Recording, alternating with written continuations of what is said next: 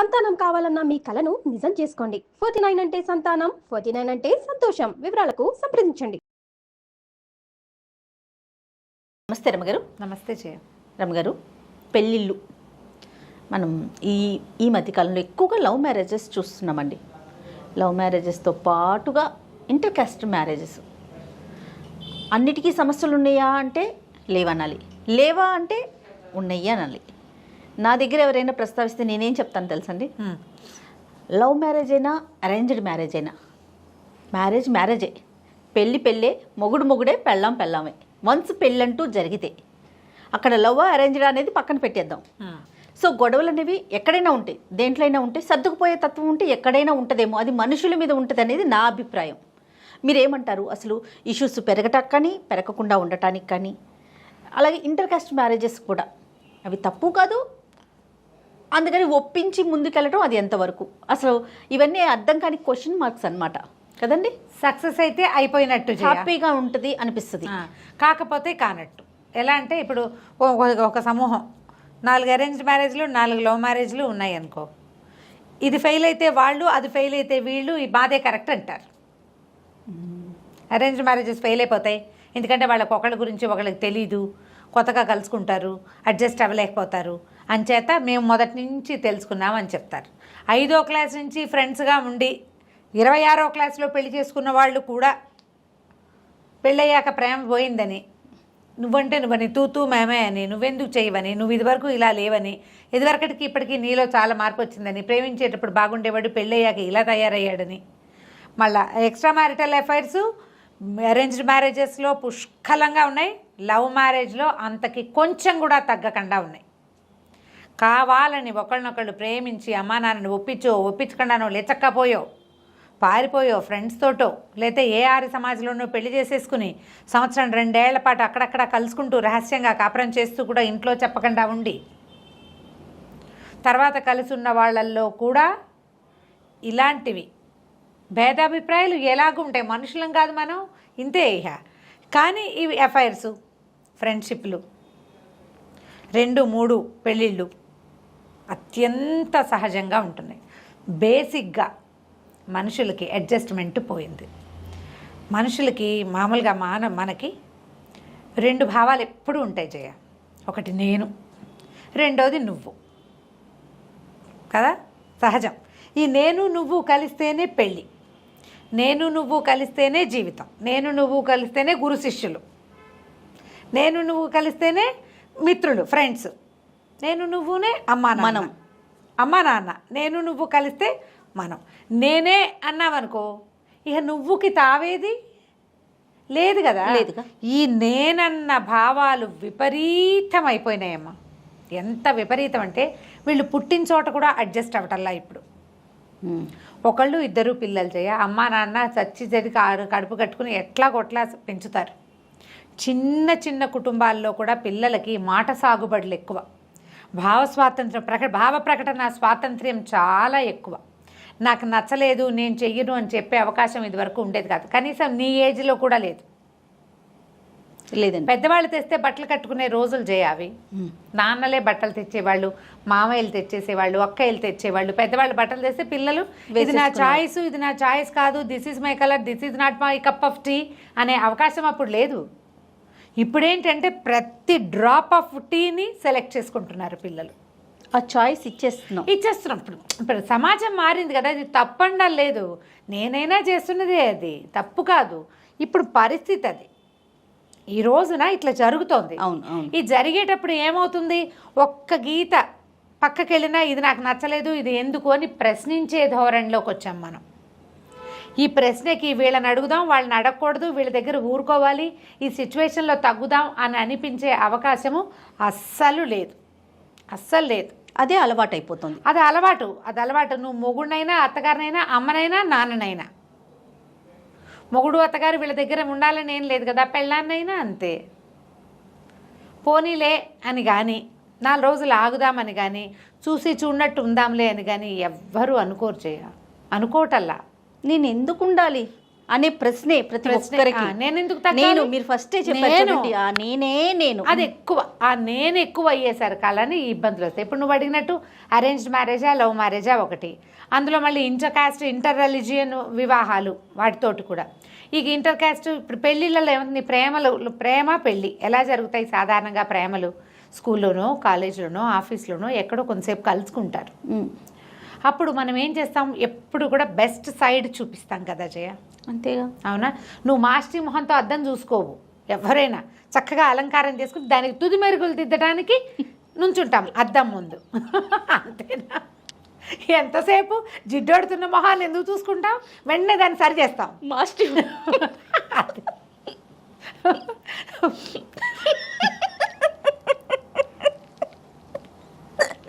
Super రమ్మ గారు, exactly కరెక్ట్గా ఉండే 100%. అదే మనం ఎప్పుడు కూడా సమాజానికి చూపిస్తాం, ఫ్రెండ్స్కి, క్లోజ్ సర్కిల్కి మన ఒరిజినల్ రంగు.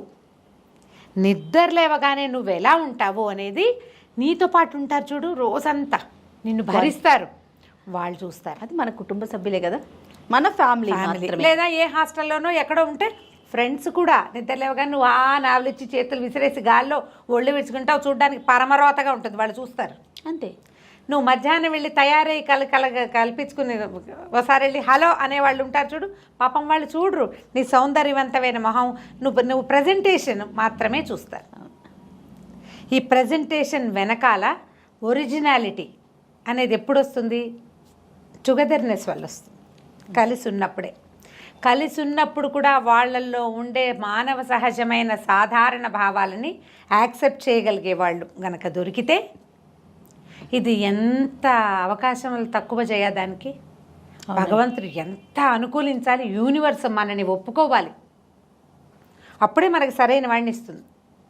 నీ దగ్గరుండే అన్ని రకాల వ్యవహారాలని వాడు కాదు, సరైన దాన్ని కూడా వాడంటున్నానని ఆడపిల్లలకి చెప్తున్నాను అనుకోకండమ్మా, వాళ్ళ పొరపాటు కూడా కాదు, ఇద్దరికీ కావాలి. అవును, ఇద్దరికీ కావాలి.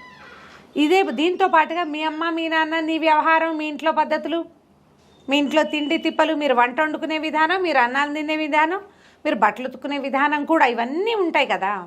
పెళ్ళి కాకముందు ఏమవుతుంది చెప్తున్నాక, బెస్ట్ సైడ్ బెటర్ సైడ్ చూపించుకుంటాం, వాళ్ళు అంతే మనము అంతే. ఈ చూపించుకున్న వ్యవహారంతో క్రమంగా ప్రేమలు ఆపేక్షలు, ఒకళ్ళనొకళ్ళు వదిలిపెట్టి ఉండలేగంతనాలు, పెళ్లి చేసుకోవాలనుకోవటాలు, కలిసి ఉండాలనుకో సహజంగా జరిగిపోతాయి. నేను ఇలా మాట్లాడుతుంటే నేను ప్రేమ పెళ్ళిళ్ళకి ఎగనెస్ట్ అని పొరపాటును కూడా అనుకోకండి, పూర్తి ఓటు ఉంది నాకు, నా పూర్తి ఓట్లు దానికి. కాకపోతే ఈ బెస్ట్ సైడ్ వెనకాల ఉండే సైడ్ ఉంది కదా, దాన్ని యాక్సెప్ట్ చేయడం రావాలి మీకు, అది చేత కావాలి, అప్పుడు దిగాలి పెళ్ళికి. 2 రోజులు ట్రై చేసి మానేసేందుకు ఉద్యోగాలు కాదు కదా పెళ్ళిళ్ళంటే. పైగా పెళ్ళికి ఎప్పుడు కూడా సెకండరీ ఎఫెక్ట్స్ ఉంటాయి, పిల్ల చెల్ల వచ్చేస్తారు, అప్పుడు వాళ్ళనేం చేస్తాం, అవును కదా. అందుకని మనం ఇవి చూపిస్తాం, ఈ పెళ్ళిళ్ళు అయిపోతాయి.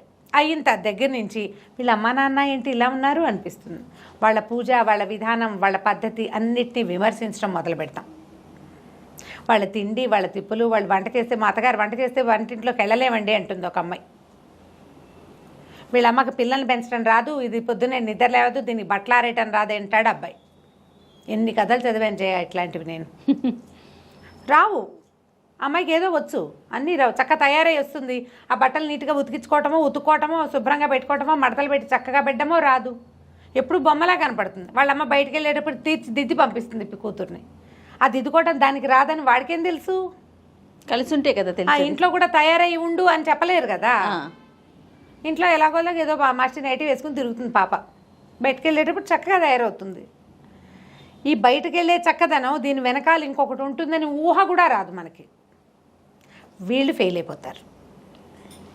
అలా కోరుకోవచ్చారు అమ్మగారు, కోరుకోవచ్చు. బయట ఎలా ఉన్నారో ఇంట్లో కూడా అలానే ఉండాలి. ఫర్ ఎగ్జాంపుల్కి అంతే, బయట ఎలా చక్కగా ఉన్నారో ఇంట్లో అలాగే ఉండాలని కోరుకోవచ్చా?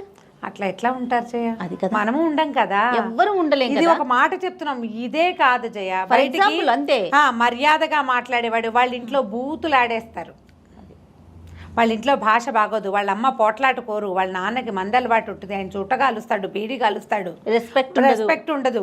వాళ్ళ ఇంట్లో ఆడపిల్లలకి రెస్పెక్ట్ ఇవ్వరు, ఉద్యోగం చేసే ఆడవాళ్ళ మీద వాళ్ళకి చులకన భావాలు ఉంటాయి.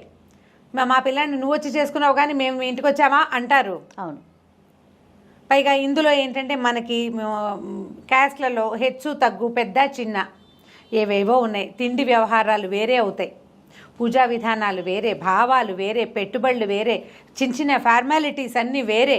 వాళ్ళ ఫార్మాలిటీ వేరే, అది కూడా తెలీదా మీ వాళ్ళకంటే? తెలీదు. వాళ్ళది అదో రకం, వీళ్ళది ఇదో రకం. ఇప్పుడు పెళ్ళిళ్ళు చేసుకునేటప్పుడు ఫ్యామిలీని ఇన్వాల్వ్ చేసేస్తారు. వీళ్ళ లవ్ 10 ఏళ్ళు ఉంటుంది. పెళ్ళి అనగానే వాళ్ళ అమ్మ నాన్న ఎంటర్ అవుతారు, కట్నాలు అడుగుతారు. మాకు ఇదే పద్ధతి అంటారు. ఈ అబ్బాయికి పెళ్లి కావాలి కానీ ఇవన్నీ వాటిని సరిచేయడు. వాళ్ళ అమ్మకి చెప్పడు, చెప్పుకోలేడు. చెప్పుకోలేక ఈ ఫార్మాలిటీస్ అన్నీ అమ్మాయి మీద రుద్దుతారు. ఈ అమ్మాయికి ఆ కోపం ఎప్పటికీ పోదు. అతని మీద, అతని ఫ్యామిలీ మీద కూడా. కట్నం అడిగారు, వీళ్ళు కట్నాలు ఎందుకు అడుగుతారు? కావాలని చేసుకునేటప్పుడు కట్నం ఎందుకు అనిపిస్తుంది. వాళ్ళే ఏదో ముచ్చటపడి చేస్తామంటే సరే, ఈ కట్నాలు బాబా నువ్వు లవ్ మ్యారేజ్ చేసుకో, నీకు కావాల్సిన పిల్లని చేస్తాం, మిగిలిన విషయాలు నువ్వు మాట్లాడొద్దని చెప్పే పేరెంట్స్ కనపడతారు. అబ్బాయి కూడా అదేంటి మరి, పెళ్లి వరకు మన ఇష్టం, పద్ధతులు అమ్మా నాన్న ఇష్టం కదా, అంతే. వాళ్ళని బాధ పెట్టకూడదు. అక్కడి నుంచి టగ్ ఆఫ్ వార్ స్టార్ట్. ఎన్నాళ్ళు దీన్ని పట్టి పాకలాడగలుగుతారు? క్రమంగా ఏమవుతుంది, ఈ వీళ్ళ అమ్మా నాన్నల పద్ధతుల దగ్గర మొదలైంది, స్టార్ట్ అయ్యి అక్కడ మీ పద్ధతుల వరకు వస్తుంది. అవును, పెళ్ళి చేసుకోదలుచుకుంటే ఇట్లా inter caste marriage, inter religion marriage, ఇవే కాకుండా మళ్ళీ భగవత్ సంబంధమైన వ్యవహారాలు. వాళ్ళ నమ్మకం వేరు, వీళ్ళ నమ్మకం వేరు. అది కూడా ఉంది కదా. సడన్గా అప్పటిదాకా బాగానే ఉంటారు, సడన్గా మతం మార్చుకునే ఆలోచన చేసే వాళ్ళు కూడా కొంతమంది కనపడతారు. వీళ్ళు వద్దంటారు, వాళ్ళు కావాలనుకుంటారు, ఎవరి నమ్మకాలు కదా, దాని మీద పెళ్లి ఫెయిల్ అవుతుంది. వీళ్ళ మధ్యలో ఉన్న పిల్లల్ని చెరో పక్కన లాగుతారు. వీటిని సెపరేట్ చేసుకోవడం చేత కాదు మనకి సమాజంలో ఉన్నాం కదా. మన అమ్మ నాన్నని ఒప్పించుకునేటప్పుడే వీళ్ళు కట్నాలు ఇవ్వరు, చెప్పుకోవాలి. కట్నాలు ఇవ్వరు వాళ్ళు, మేము కావాలని చేసుకుంటున్నాం. ఇప్పుడు నేను ఎలా ముందుకొచ్చానో అమ్మాయి కూడా అలాగే వాళ్ళ పేరెంట్స్ దాటి ముందుకు వస్తుంది కాబట్టి అని మాట్లాడుకోగలగాలి. మీకు ఈ అమ్మాయే కావాలి అని అనుకున్నప్పుడు దీనికి ఆలోచించాలి. అమ్మాయి కూడా ఈ అబ్బాయే కావాలనుకున్నప్పుడు వాళ్ళు కట్నం అడిగినా ఇంకోటి అడిగినా అది మీరు ముందే మాట్లాడుకుంటే ఏ గోల ఉండదు. అవును, ముందా హుమస్సుల్లో అలాంటి మాటలు రావు. పేరెంట్స్ దిగాక కథ వేరేగా ఉంటుంది. అక్కడి నుంచి ప్రతిసారి ఫార్మాలిటీస్ మీద కొట్టుకుంటారు. వాళ్ళ పద్ధతులు బాగుండవు. అబ్బాయి ఎవరో ఒక చాలా మంచి ఉద్యోగంలో ఉన్నాడు, కొలీగ్స్. పెళ్ళి అనుకునేదాకా వాళ్ళ ఇంట్లో విధానం ఏమిటో ఈ అమ్మాయికి తెలియదు. ఇలాంటివి కనపడుతున్నాయి కొన్ని. తీరా అక్కడికి వెళ్ళాక వీళ్ళు ఏదో కొంచెం ఫ్యాన్సీగా స్టైలిష్గా పెద్ద మంది తరహాగా, అంటే ఏమనాలి, అప్పర్ మిడిల్ క్లాస్ ధోరణి వీళ్ళది, లోవర్ మిడిల్ క్లాస్ ధోరణి వాళ్ళది. ఈ క్లాసుల్లో వ్యత్యాసాలు కూడా ఎంతో బాధిస్తాయి కదా. సేమ్ క్యాస్ట్లో కూడా క్యాస్ట్ అండ్ క్లాస్ రెండూ ఇబ్బంది పెడతాయి. అవును, కులాలతోటి ఇబ్బంది, తరగతులతోటి ఇబ్బంది. వాళ్ళ పద్ధతులు, వాళ్ళ పిసినారితనం, వాళ్ళ పద్ధతి బాగుండలేదు, వాళ్ళు ఇలా చేస్తారు, నిన్నటిది వాళ్ళు తింటారు, లేదా ఇవాళది రేపటికి పెడతారు, శుభ్రంగా ఉంచరు, క్లీన్గా ఉండరు. అక్కడి నుంచి పిల్లలు పుట్టాక మా అత్తగారి పెంపకం బాగోదు, ఆవిడ ఎంతసేపు పిల్లని ముద్దు పెట్టుకుంటుంది. అదొక కంప్లైంట్ తెలుసా? అంటే పిల్లాన్ని అత్తగారు ముద్దు పెట్టుకుంటారు ఎంతసేపు, అన్హైజీనిక్ అంటుంది అమ్మడు. మనవడు ముద్దురాడు, చెప్పలేకపోతాం. వీటి మీద కొట్లాడుకుంటారు. ఇంకా భార్యాభర్తలకి సయోధ్య ఎట్లా ఉంటుంది? వీళ్ళ కర్మ కాలితే మూడో వాళ్ళు ఎవరో అడ్వాంటేజ్ తీసుకుంటారు బయట నుంచి. వీళ్ళు పోయి ఎవరో ఒకళ్ళకి చెప్పుకుంటుంటారు ఆఫీసుల్లోనూ, లేకపోతే కొలీగ్స్లో, ఫ్రెండ్స్ తోటో. మూడో మనుషులు ఎంటర్ అవుతారు కదా. అంతే. పెళ్ళిళ్ళు చేసుకునే ముందే ఎప్పుడు కూడా నీకు నాకు పెళ్ళి అని అనుకోకూడదు. పెళ్ళి అంటే ఇద్దరు మనుషులకు కాదు, 2 కుటుంబాలకి. ఇటువైపు పెద్ద సమాజం, అటు ఇంకో పెద్ద సమాజం. ఈ సమాజాల మేళవింపు పెళ్ళి. ప్రేమ వరకు మీరిద్దరే ఏం చేసినా. పెళ్ళి అంటే మేమిద్దరమే అని పొరపాటును కూడా అనుకోకూడదు. మేమిద్దరమే పెళ్ళిలో అంతే అనేది కేవలం సినిమాల్లో. అమెరికా వెళ్ళిపోయినా కూడా అత్తామామ వదిలిపెట్టని వాళ్ళు ఉన్నారు. వాళ్ళ పూర్వపు చరిత్రలు, వాళ్ళ పద్ధతులు, వాళ్ళకున్న సమస్యలు మిమ్మల్ని వెంటాడుతూనే ఉంటాయి, వదలవు. ఎందుకంటే ఓ 25-30 ఏళ్ళు ఒక అబ్బాయో అమ్మాయో వాళ్ళ సమాజంలో బతికి వచ్చిన వాళ్ళు. దాని తాలూకు నీడలు మిమ్మల్ని ఎట్లా వదిలిపెడతాయి? నువ్వు ఎదర్ యాక్సెప్ట్ చేయాలి ఆ నీడని, దాన్ని భరించాలి. అప్పుడు కదా పెళ్ళి సక్సెస్ అయ్యేది. అంతే కదా, లేకపోతే ఎట్లా కుదురుతుంది? కుదరదు. ఏదో దేవాలయానికి వెళ్ళాం, ఇది ఒక జరిగిన సంగతి చెప్తున్నాను. దేవాలయానికి వెళ్ళాం, మామూలుగా ఎవరో నా వెనకాల నుంచున్నారు. ఇద్దరు భార్యాభర్త వచ్చారు. అమ్మాయి కొంచెం చక్కగా మంచి ట్రెడిషనల్గా ఉంది, అబ్బాయి జీన్స్ ప్యాంట్ బాగున్నారు, చిన్నపిల్లలు 30 ఉంటారు. గోత్రాలు చెప్తా గోత్రనామాలు అడిగారు అర్చకుడు. ఆ అబ్బాయి ఓ గోత్రం చెప్పాడు, ఈ అమ్మాయి ఓ గోత్రం చెప్పింది. చెరుకో గోత్రం చెప్పారు. నేనేమనుకున్నా, ఓహోసరే అబ్బాయి వాళ్ళ గోత్రం చెప్పారు, ఈ పిల్ల తండ్రి గోత్రం చెప్పుంటుంది. ఇప్పుడు మేమైనా ఏం చేస్తామంటే ఏదైనా పెద్ద పెద్ద దేవాలయాలకు వెళ్ళి చెప్పినప్పుడు మా గోత్రంతో పాటు మా పుట్టింటి గోత్రం అన్నయ్య పేరు కూడా చెప్పి గోత్రం చెప్తాం. అన్నయ్య పేరు మీద కూడా అర్చన అని చేస్తాం కదా సహజంగా. నాన్నగారు ఉంటే నాన్నగారి పేరు గోత్రం చెప్తాం. అలాగని భావించారు. బయటకు వచ్చాక వాళ్ళు మాట్లాడుకుంటున్నారు. నీకు ఎన్నిసార్లు చెప్పాలి, నేను చెప్తాను నువ్వు నోరు మూసుకోమని అని అతను అంటున్నాడు. కొంచెం కుతూహలం వచ్చింది, ఏమిట్రా అని. ఆ అమ్మాయి అడిగితే, నేను మా పెళ్ళిలో గోత్రాలు మార్చుకోలేదంటే నా గోత్రం నాకే ఉంది. ఇంటి పేరు ఉందిలాగా అమ్మాయి గోత్రం అమ్మాయికే ఉందిట, అతని గోత్రం అతనిదేట, అందుకని అమ్మాయి అలాగే చెప్తుంది. గోత్రాలు మార్చుకోలే మేము. అంటే మేము ఆర్య సమాజంలో పెళ్లి చేసుకున్నామంటే మామూలు హిందూ ట్రెడిషనల్ మ్యారేజ్లో గోత్రాలు అవి మారుస్తారు, నాకు ఇష్టం ఉండదు. నేను మా నాన్న గోత్రంతో ఉండాలనుకుంటున్నాను. అసలు బుర్ర తిరిగిపోయింది జయ నాకు. ఇదేం వాదం? గోత్రాలు మార్చేసి ఆడపిల్లని అవతల వాళ్ళ పిల్లని చేసేస్తారట హిందూ మ్యారేజెస్లో. చేసేస్తారు, జరిగేదే అది. అమ్మాయి చెప్పటం మామూలుగా నాకు తెలుసు కొంతమంది ఇంటి పేరు మార్చుకోరు. సినిమా యాక్టర్లు కొంతమంది తండ్రి ఇంటి పేరు భర్త ఇంటి పేరు కలిపి పెట్టుకున్న వాళ్ళని మనం చూస్తున్నాం కొంతమంది. అవును. అలాగా ఈ అమ్మాయిట తన గోత్రమే చెప్పుకుంటుంట, తన గోత్రంతో పూజ. ఈ అబ్బాయితో పెళ్ళి కాపురం పిల్లలు కానీ మీ పిల్లలకి ఎవరి గోత్రం వస్తుందమ్మా అన్న. ఆబ్వియస్లీ తండ్రి గోత్రమే వస్తుందంటే నాకెట్లా మా నాన్న గోత్రం ఉందో నా పిల్లలు కూడా వాళ్ళ నాన్న గోత్రమే ఉంటుంది. బృహత్తర కార్యక్రమంలా కనబడింది. అమ్మాయికి ఎలా చెప్పాలో నాకు అర్థం కాలేదు. అతను అడిగాడు, ఆంటీ మీకు తెలుసా ఈ విషయం, మీరు అర్థం అయ్యేలాగా చెప్తారని. ఇది ఇవాళ సంగతి కాదు, ఒక 6-7 ఏళ్ల క్రితం. ఈ తాబెట్టను కుందేటికి 3 కాళ్ళు అనే వాళ్ళకి చెప్పలేమయ్యా, ఇది ముందు నుంచి వస్తున్న సిస్టము. ఈ సిస్టమ్ అసలు గోత్రం మారటం వల్లే ఈ అమ్మాయి వాళ్ళ ఇంటి అమ్మాయి అవుతుందని. గోత్రం మరపతి మీరేమిట్లు అంటే ఏదో మరి అడగాలిగా. ఇలాంటప్పుడు వీళ్ళది తదినాలు తిథులు పెట్టే జాతే వాళ్ళది. ఓకే, పెట్టుకుంటారు కదా మరి కొంతమంది. మరి అలాంటప్పుడు నీ భార్య వంట చేయడానికి దానికి పనికిరాదు, గోత్రం మార్చుకొని నేనంటే నీ గోత్రమైన అమ్మాయే మీ నాన్నకి పితృకార్యం చేసినప్పుడు వంట చేయడానికి పనికొస్తుంది, అగ్నికార్యానికి పనికొస్తుంది, లేకపోతే పనికిరాదు. చెప్పారా అని చెప్పారు. ఆ అమ్మాయి చాలా రూక్షంగా చూసింది నాకేసి. అవన్నీ హంబక్ అంది. నేను మరి అది హంబక్ అయితే గోత్రం కూడా హంబక్కేగా, అసలు ఇంకెందుకు? అది హంబక్ ఓకే బాగుంది, మరి ఇది హంబక్ కాదా? మరి నీ గుళ్ళో నీ గోత్రం చెప్పుకోవటం ఎందుకు చెప్పావు గోత్రం? ఐ డోంట్ కేర్ వాచెవర్ అనింద ఇవే. కానీ వీళ్ళిద్దరూ కలిసి ఉండాలనుకుంటున్నారు, పెళ్లి చేసుకున్నారు. నేను అనుకున్నా ఎంతకాలం కలిసి ఉంటారో వీళ్ళు, దీని మీదే టగ్గా ఫరై కొట్టు చచ్చిపోయి ఏమవుతారో చివరికి. ఎన్నేళ్ళు అయింది. మళ్ళీ నేను వాళ్ళ ఫోన్ నెంబర్లు తీసుకోవడం అలాంటివి నేనేం చేయలేదు. చాలా రోజులు ఆ ఆశ్చర్యం నన్ను విడిచిపెట్టి వెళ్ళాల. ఇప్పుడు ఇలాంటి ఆలోచనలతోటి అబ్బాయి కావాలి, అతను కావాలి, వాడి గోత్రము వాడి ఇంటి పేరు నాకొద్దు. వివాహం అంటే అది మాత్రం కాదమ్మా, అది కాదు. ఇది ఒక కొత్త ఆలోచన మీ అందరిలోనూ రేకెత్తిచ్చానేమో ఇప్పుడు నేను ఇది చెప్పి. వివాహం అంటేనే అమ్మాయిని అబ్బాయి పరం చేసేయటం అనేదే మన సిస్టమ్. ఇంటి పేర్లు ఉంచుకున్నట్టుగా గోత్రనామాలు కూడా ఉంచుకుంటామని అంటే ఏమిటో మరి అదంత సమంజసంగా అనిపించలా. ఎవరైనా పెద్దవాళ్ళని అడగాలి. నేను ఆ తర్వాత దాని మీద పెద్దగా ఆసక్తి చూపించాల. అదొక రెటమతప వాదంగా తోచింది నాకు, వదిలిపెట్టేసా. కానీ ఇప్పుడు ఈ సందర్భం వచ్చింది కాబట్టి ఈ మాట చెప్తున్నాను. ఎప్పుడూ కూడా నీకు ఒక నమ్మకం, ఒక విధానం ఉందనుకోండి. ఈ నమ్మకం విధానాలంటే నేను ఫలానా పూజ చేస్తారు మా ఇంట్లో, అత్తారింట్లో ఒప్పించుకుని చేసుకోవాలి. వీళ్ళకు ఒక సిస్టమ్ ఉంది. నువ్వు వీళ్ళ ఇంటికి వచ్చావు, అతని ఇంటి పేరు తీసుకుంటావు, అతని ఆస్తి స్వాస్తి, అతని జీతం మీద హక్కు, అతను ఏం ఖర్చు పెడుతున్నాడు దాని మీద హక్కు, నీ పుట్టిన సంతానానికి అతని ఆస్తి మొత్తం రావాలి, అతని అమ్మా నాన్న సంపాదించిన ఆస్తి కూడా మనకే కావాలి అనే భావజాలాలు ఉన్నప్పుడు మనం ఏం చేయాలి? అక్కడున్న సిస్టమ్నే మనం ఫాలో అవ్వాలి. అలాగే నడుస్తోంది కదా మన సిస్టమ్. లేదా నీకు ఒక భావజాలం ఉంది, దానికి వాళ్ళ ఒప్పుదల తీసుకో, వాళ్ళ అంగీకారం ఉండాలి, అంగీకారం తీసుకోవాలి. ఈ వైఫ్ అండ్ హస్బెండ్ వ్యవహారంలో రిలీజియస్ థింగ్స్ కూడా, మతానికి సంబంధించినవి కూడా, నీ మతం నీదైనప్పుడు అమ్మాయి మతం అమ్మాయిది అవ్వడానికే 100% ఒప్పుకోవాలి. వాళ్ళ దాన్ని ఒప్పుకోకుండా నా దాంట్లోకి నువ్వు రా అని అడగకూడదు.